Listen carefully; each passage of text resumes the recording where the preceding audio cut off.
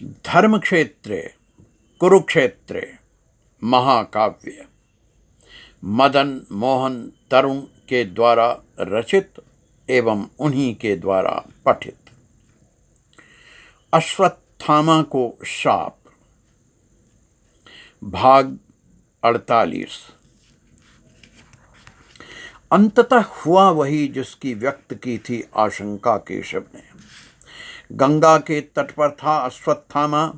जब पांडवों ने उसे देखा, इसके पहले कि पांडव करते उस पर अपने अस्त्र का संधान, भयभीत अश्वत्थामा ने उठाई एक सींक, अभिमंत्रित किया उसने उसमें ब्रह्मास्त्र और पांडवों का पूर्ण विनाश, और छोड़ दिया जिधर थे सब पांडव खड़े।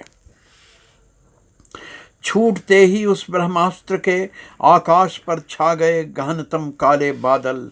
होने लगी प्राणों को विदीर्ण कर देने वाली असह्य गड़गड़ाहट। होने लगी मारक विद्युतों की वर्षा। लगा जैसे आ गया सृष्टि का अंत। तब कहा अर्जुन से केशव ने, लौटा दो अविलंब इस महास्त्र को अश्वत्थामा के पास। तब अर्जुन ने ऐसा ही किया। उसने एक दिव्यास्त्र के प्रयोग से लौट तो गया वह महास्त्र अश्वत्थामा की अभिमंत्रित सीख में, किंतु असाध्य था उसका प्रभाव। जब तक पूरा नहीं हो जाता उसका संकल्पित साध्य, संकल्पित था वह महास्त्र पांडवों के विनाश के प्रति। रख नहीं सकता था उस अभिमंत्रित सीख को अश्वत्थामा पृथ्वी पर, जब तक न हो जाए पूर्ण उसका संकल्पित कार्य। तब कहा केशव ने अश्वत्थामा से, छोड़ दो इसे उत्तरा के गर्भ पर, पांडवों के उत्तराधिकारी वंश पर। यही है सबकी रक्षा का अब एकमात्र उपाय, अन्यथा हो जाएगा पांडवों का विनाश। मानकर केशव का सुझाव अश्वत्थामा ने यही किया। छोड़ दिया वह संकल्पित अस्त्र अर्जुन पुत्र दिवंगत अभिमन्यु की पत्नी उत्तरा के गर्भ पर।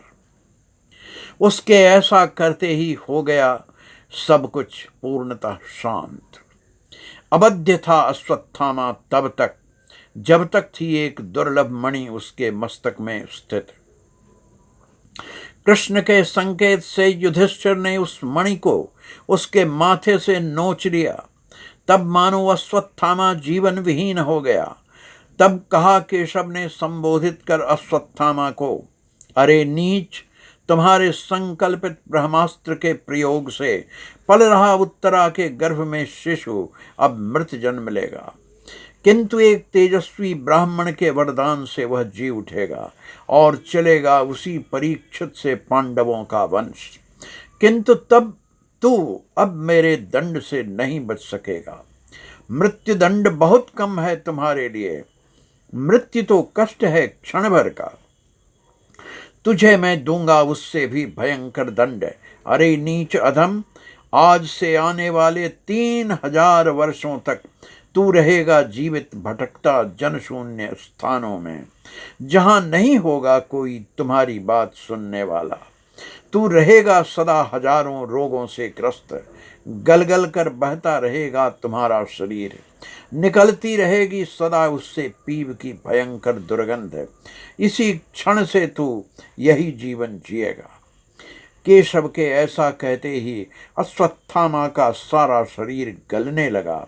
तत्काल ही उसने वन की ओर प्रयाण किया।